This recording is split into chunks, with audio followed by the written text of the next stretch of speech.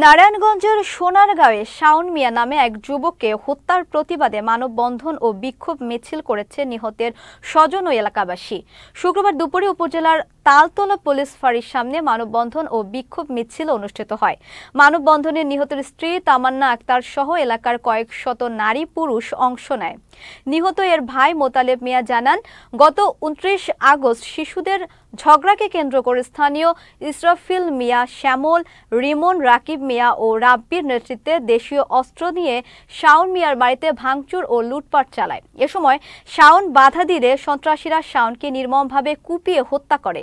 হত্যার সঙ্গে জড়িতদের দ্রুত গ্রেফতার করে আইনের আওতায় এনে ফাঁসির দাবি করেন তারা।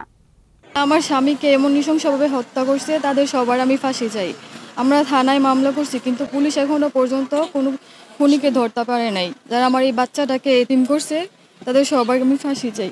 বাড়িতে একলা ছিল, সন্ত্রাসী বাহিনী আইয়া হামলা করে আমার বাইরে ফোকাসে সবার সামনে কুবাইয়া হত্যা করছে।